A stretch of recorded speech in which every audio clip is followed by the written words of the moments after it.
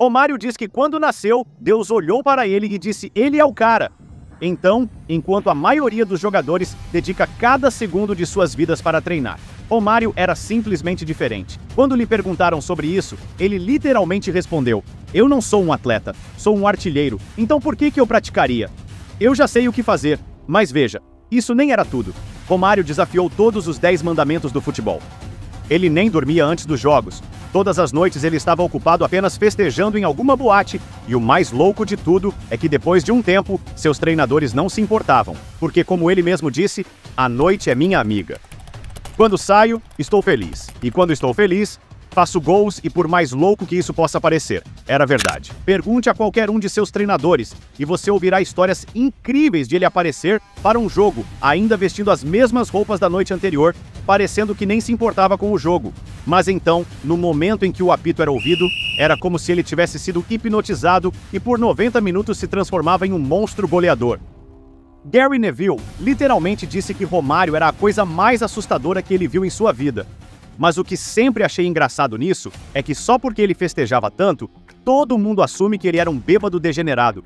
Mas na realidade, ele nem bebia, nem fumava, nada disso.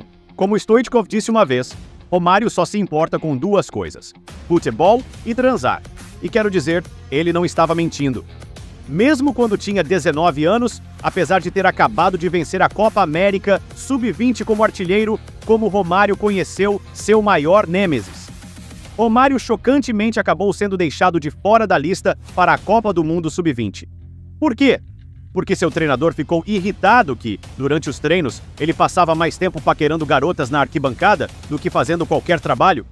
Mas você tem que perceber que mesmo nessa idade, ele já era um fenômeno. Até mesmo seu companheiro de equipe, Roberto Dinamite, que era para muitos o maior jogador de todos os tempos do Vasco, podia dizer que Romário o eclipsaria completamente dizendo: você tem ideia de como era jogar ao lado de um Romário de 20 anos?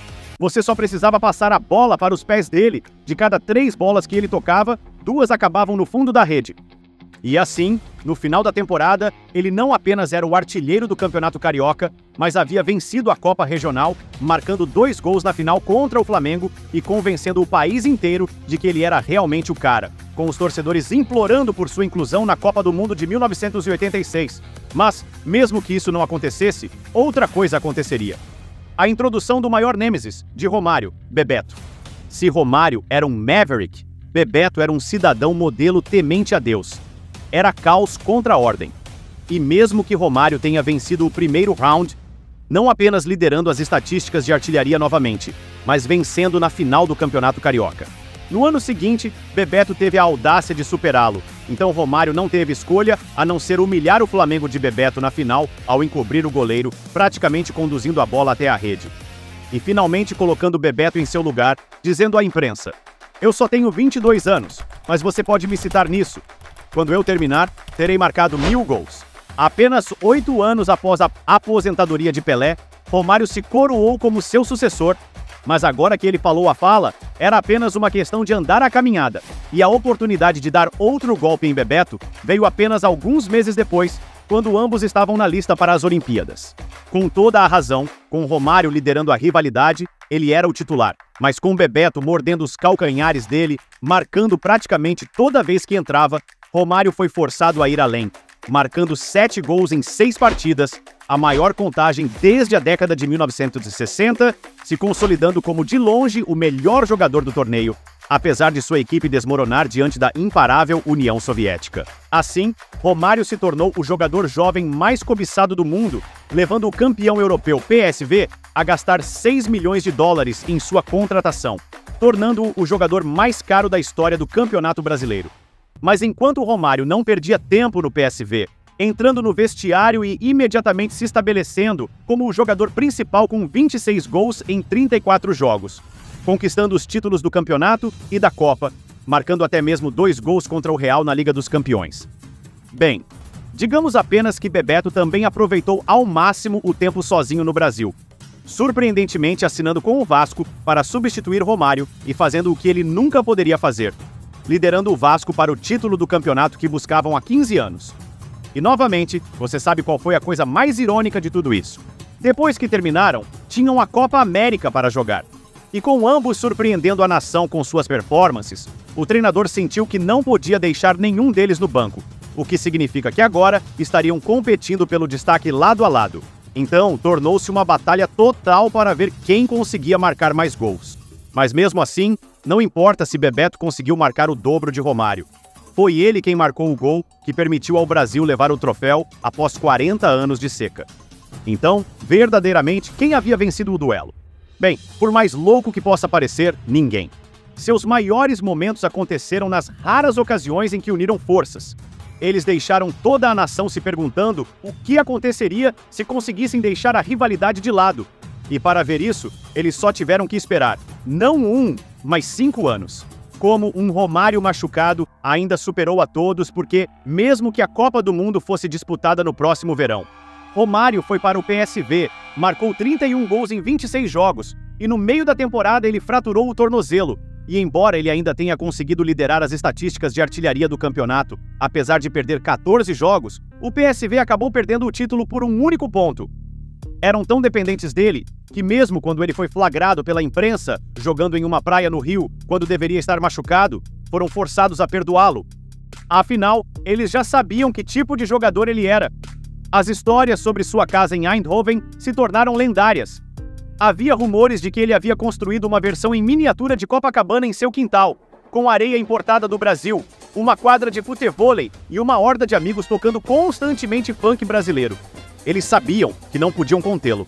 Quando a Copa do Mundo começou, as coisas só pioraram para o Brasil. Apesar de surpreendentemente ainda ser convocado, Romário mal conseguia sair do banco e então, bem, Bebeto também se machucou e o resultado foi simples: a pior performance em Copas do Mundo na história do país.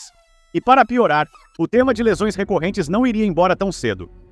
Passariam mais 7 meses antes que Romário estivesse completamente recuperado, e embora de alguma forma ele ainda tenha liderado o PSV até o título, aparecendo do nada para marcar 2 gols contra o Ajax, que os colocou em primeiro lugar, eventualmente superando Bergkamp para conquistar o prêmio de artilheiro da Liga, apesar de perder quase metade da temporada. Então ele quebrou a perna também e acabou vivendo o que foi simplesmente a pior temporada de sua carreira. Não seria até 1992, quase 2 anos após sua lesão inicial, que ele estaria de volta em plena forma. Mas até então, não é exagero dizer que alguns pensavam que era o fim, mas obviamente não era. Então, do nada, tudo se encaixou novamente, e Romário começou a temporada com uma sequência de 19 gols em 13 partidas, incluindo 8 em apenas 4 partidas na Liga dos Campeões, o que permitiu que ele conquistasse o prêmio de artilheiro, apesar de ser eliminado na primeira rodada. Mas não deixe que nada disso o convença de que ele havia ficado mais suave ou acalmado. Ao longo de todo esse drama, Romário ainda estava festejando todos os fins de semana, mesmo antes dos dias de jogo. Houve até uma vez em que ele simplesmente desapareceu. Não uma palavra dele por 3 dias. Então ele aparece no treino, eles perguntam o que aconteceu e ele diz: "Estava 17 graus negativos e vocês vêm bater na minha porta? Claro que não abri. Eu estava hibernando, meu amigo." Mas, de novo, o que eles poderiam fazer a respeito, como Bobby Robson disse? Ele era pateticamente preguiçoso, mas eu tinha que escalá-lo. Se o deixasse de fora, eu poderia perder um hat-trick. Ele marcava gols de ângulos impossíveis. Todos nós simplesmente levantávamos as mãos no ar e perguntávamos: como ele fez isso? Mas você sabe quem mais estava assistindo a ele e se perguntando exatamente isso? Johan Cruyff. Veja, o Barcelona havia vencido a Liga apenas 2 vezes nos últimos 30 anos. Todos na Catalunha sonhavam com o dia em que venceriam novamente, e se você quer que seus sonhos se tornem realidade, então você precisa construir um time dos sonhos. E para Cruyff, com Stoichkov, Koeman e Laudrup já no elenco, Romário seria a cereja no topo. Uma cereja que custou cerca de 10 milhões de euros. Não apenas a transferência mais cara da história da Liga, mas talvez mais cara do que os outros 3 juntos. Então, depois de 165 gols em 167 jogos no PSV, a primeira coisa que Romário fez no Barcelona foi prometer ainda mais gols, dizendo a todos que marcaria 30 gols na La Liga. Coincidentemente, um a mais do que Bebeto havia marcado pelo Coruna no ano anterior. Sim, você pensou que essa rivalidade tinha acabado? De jeito nenhum! Não apenas Bebeto o esperava na Espanha. Ele já era o artilheiro da Liga, liderando o Deportivo para um 3º lugar, apesar de terem sido promovidos no ano anterior. Iniciando a era do Super Depor, uma equipe que terminaria entre os 3 primeiros na La Liga em 8 das 12 temporadas seguintes. Mas se Bebeto se sentia seguro na época, não duraria muito. Porque logo na primeira partida de Romário na La Liga, ele marcou seu primeiro hat-trick e apenas um mês depois já havia marcado outro, desta vez contra o Atlético. Mas no Natal, mesmo que Romário tenha terminado em segundo no prêmio de jogador do ano da FIFA, estranhamente o Deportivo ainda estava na frente. Então ele teve que aumentar um pouco mais e, 8 dias após o início do ano, ele marcou um hat-trick contra o Real Madrid. Foi apenas a segunda vez que isso aconteceu desde a década de 1960. Mas se isso foi lendário, o que aconteceria em fevereiro seria ainda mais impressionante, como Cruyff mesmo contaria na história. Ele veio até mim pedindo para pular o treino, devia ser o carnaval no Brasil ou algo assim, e conhecendo-o, decidi tirar vantagem disso, disse a ele. Se você marcar 2 gols amanhã, vou te dar 2 dias de folga. 20 minutos no jogo, ele já tinha marcado o segundo, e imediatamente me sinalizou, pedindo para ser substituído. Ele me disse, treinador, meu avião decola em 1 hora. Olha, é difícil determinar qual jogo foi esse, e Cruyff definitivamente exagerou em alguns aspectos. Mas se estiver certo, então 6 dias depois, ele já estava de volta a Barcelona, marcando outro hat-trick, e ao longo do próximo mês, ele totalizaria 13 gols em 8 jogos, incluindo mais um hat-trick contra o Atlético, mas de novo. O Dream Team ainda estava apenas em segundo lugar, atrás do Deportivo, e não seria até o minuto 70 da última partida da temporada, quando Romário marcou para colocar o Barcelona 3-2 à frente do Sevilha, que ele não apenas arrancaria o título das mãos de Bebeto, mas marcaria seu 30º gol na Liga, assim como havia prometido, e para tornar isso ainda mais constrangedor para Bebeto. Quando o Dream Team chegou à final da Liga dos Campeões, bem, digamos apenas que um pesadelo os aguardava. Uma derrota por 4-0 para o AC Milan, ainda hoje um dos resultados mais constrangedores da competição. Como Romário se uniu ao seu nêmesis para conquistar o mundo, mas felizmente para Romário, a redenção o esperava na forma da Copa do Mundo de 1994. 5 anos após a primeira vez que Romário e Bebeto nos mostraram vislumbres do que podiam fazer juntos, agora não tinham escolha, a não ser se abraçar, e isso só foi possível graças a Bebeto. Sabe por quê? Porque quase um ano antes, Romário tinha sido banido da seleção nacional. E a única razão pela qual ele foi reintegrado foi porque Bebeto mesmo deixou de lado a rivalidade deles e convenceu o treinador a fazer o mesmo. Afinal, era o último jogo da fase de qualificação e pela primeira vez na história, o Brasil não podia perder ou estaria fora da Copa do Mundo. Mas felizmente, a aposta de Bebeto deu certo.